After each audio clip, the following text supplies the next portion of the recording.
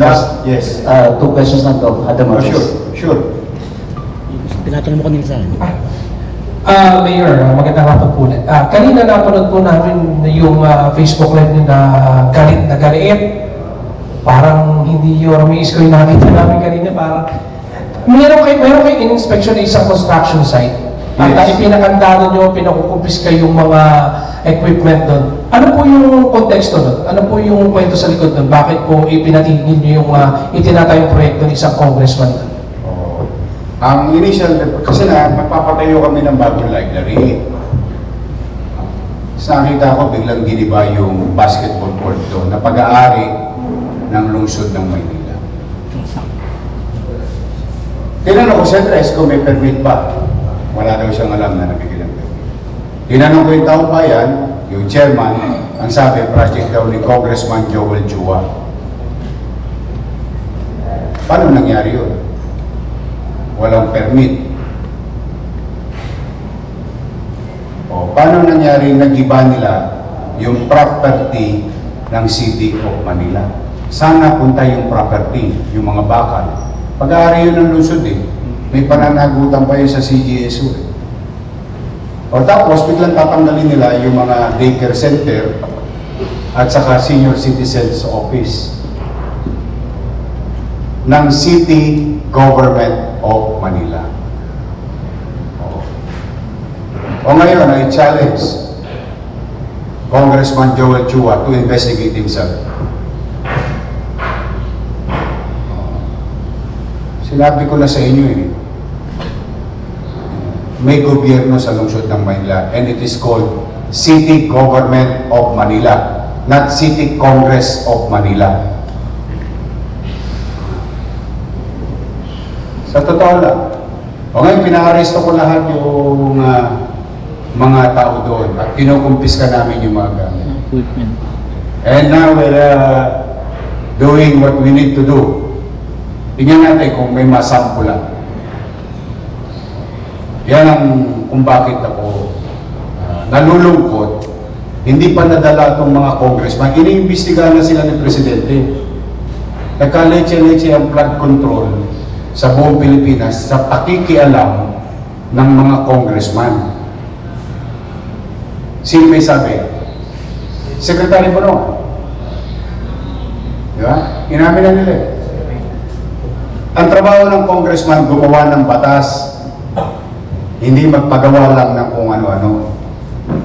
Ngayon, kung magpapagawa kayo, katulad ng ibang congressman dito, na nagpapaalam, humihingi ng permiso sa building official o sa city engineering, ina-aproba naman namin In fact, I'm gonna tell you, yung di masalang, di ba isasara, gagawin ng DPWH, o humingi ng permiso sa amin, o nagbayad ng buwis, 504,000 pesos.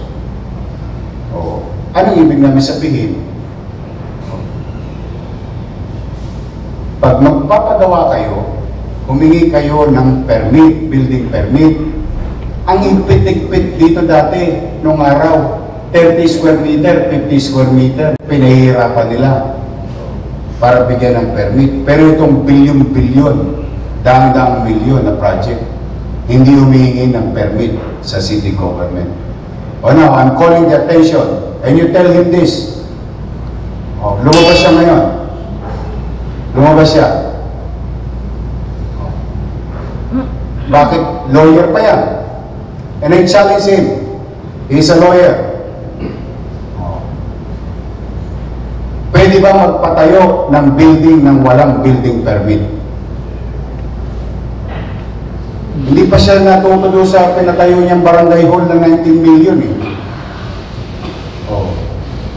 Tapos sasabihin nila, hindi ka nila. Lalaki ng mga pangalan nila dun. So sa akin, yun ang hamon ko sa kanila. Ngayon nila imbestigahan sa Quadcom ang sarili nila. Totoo, the sauce for the gander should be the sauce for the goose. Tanong ko lawyer yan.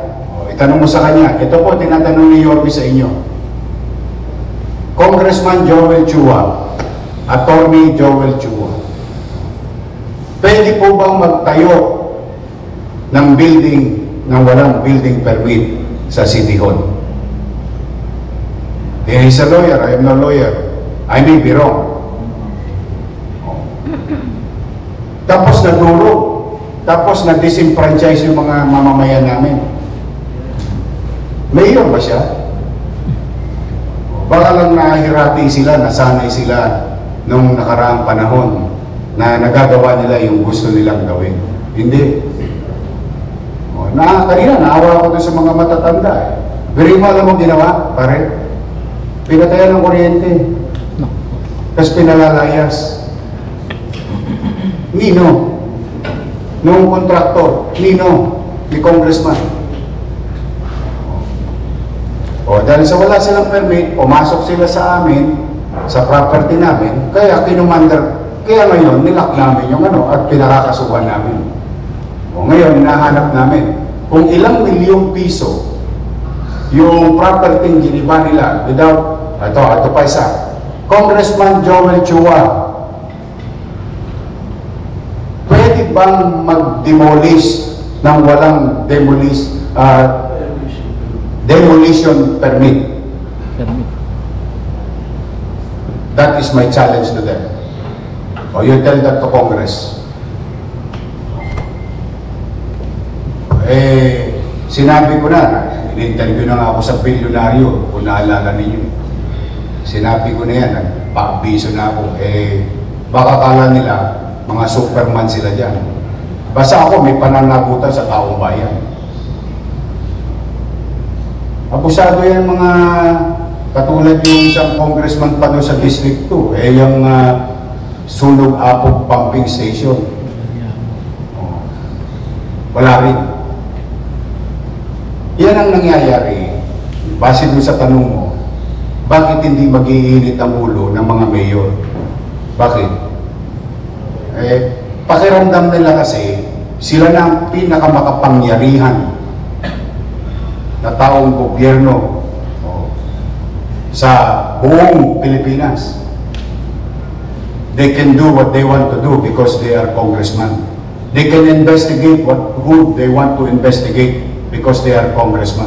On the premise of what? Good governance. Uulitin ko. Good governance. Sige. Pwede ba mag-demolish ng building ng gobyerno nang walang demolition permit? Pwede ba mag-construct vertically, horizontally, nang walang building permit? He's a lawyer, and I challenge him directly. Sabihin niyo ngayon kung alin ang tama at mali. Baka mas magaling siya sa akin kasi lawyer siya. Iyon ang ko. Kaya ako talaga, basta ako, proteksyonan ko ang karapatan ng mga taga-Maynila because that is my obligation.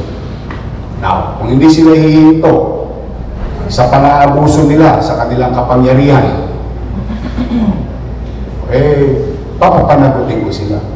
Hindi ako, wala akong, no hard loss ako sa kanila. Sa totoo lang. May gobyerno na sa lungsod ng Maynila. Anong araw, baka nagagawa nila, nabubola-bola nila yung mayor.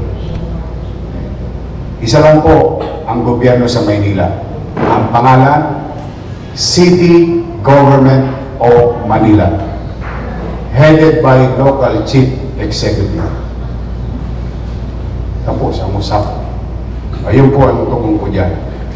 Kaya ganyan ang damdamin ko. Okay na po, boss. Thank you. Thank you guys. Okay, thank you. Thank you. Thank you.